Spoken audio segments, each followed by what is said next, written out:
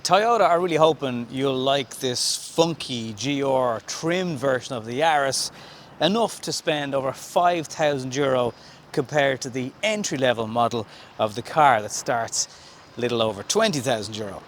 There are some differences, not just the exterior with the fake carbon fibre pattern over the headlights, the gorgeous red, black and diamond cut alloys, the black mirrors and the black roof, and even at the back of the car there's quite a lot of similarities between the actual GR rally version of the car, except there's only one exhaust on the right.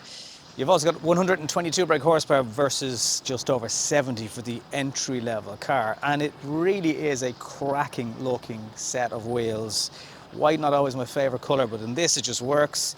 The black tones of it, just the back splitter and halfway up the boot, the GR badges. If I'd never driven the actual GR version, you'd be looking at this going, this looks deadly. Love the back, you get a boot spoiler that you don't get on the standard car. Obviously, this you don't get in the standard car. Obviously, 286 is the boot space, which is quite a bit smaller than the Volkswagen Polo. In fact, it is kind of the smallest boot of any of the super minis. There's no spare wheel. And if you want, you can option a boot shelf that just makes yourself have a flat load-in floor, but obviously will squeeze the boot space even tighter. Back of the car is kind of business as usual. There's adequate knee and foot space depending on how far forward you need these seats to be, and there's nothing really obvious in the back that's different compared to a standard model Yaris. However, up here you've got GR badges on your steering wheel, back of your headrest, there's a lot more red stitching going on. Then there's still only one USB port up here, and I never thought I'd find myself saying it, but where's the USB-C, guys? That would be handy. A little bit of space down here for car keys, same up here, but they're all things you get in a standard Yaris. But the sports seats do hug you and they feel a bit more comfortable, and then you've got metal on the pedals. It's an automatic version, obviously, because it's a hybrid, which will deliver about 5 litres per 100 kilometres from the 122 brake horsepower petrol engine. You can, of course, find out how often you're in EV mode. It's fully there in front of you. And the steering wheel, it's not necessarily any chunkier or anything than a standard Yaris, but it does feel nicer with the perforations here and the bits of GR going on. Same screen, exact same screen. You'll still have to hook up your cables to do things, and this car, despite the extra price, doesn't have nav available in the system. It's just relying on you to use your CarPlay or your Android Auto to complete that. It's different enough inside. I don't know if it's €5,000 different enough inside. There's kind of a furry, fuzzy black headliner that does feel like it's different compared to the standard car.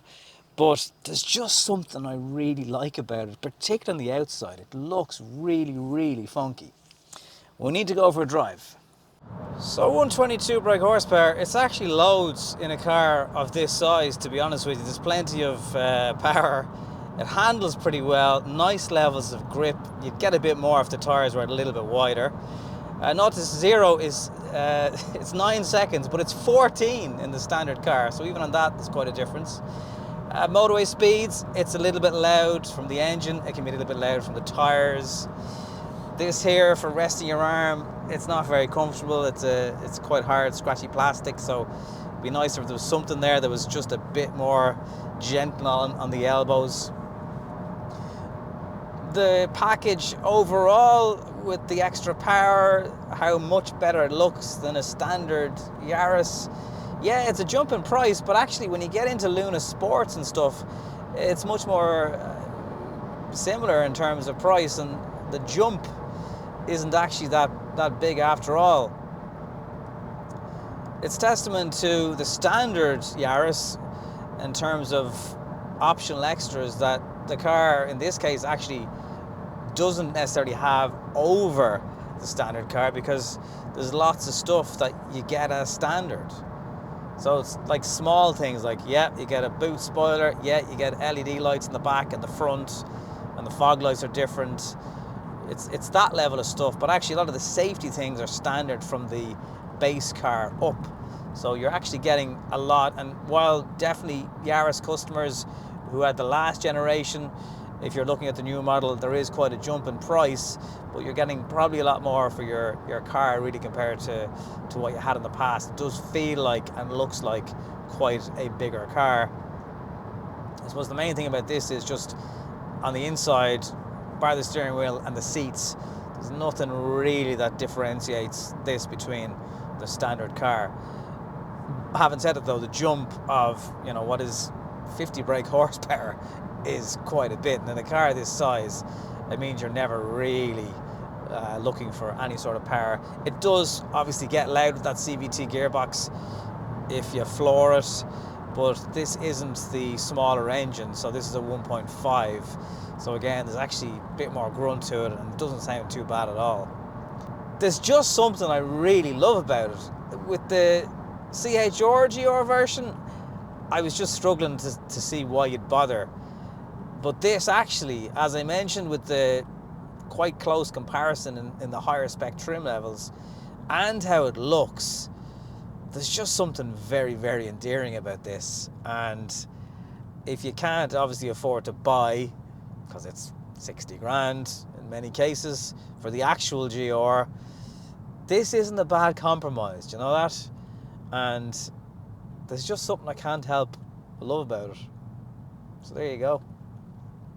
If you have any comments or questions, leave them down in the comment section, please. And would you buy one? Would you spend a little bit extra to have the car that looks quite a bit better? Talk to you soon.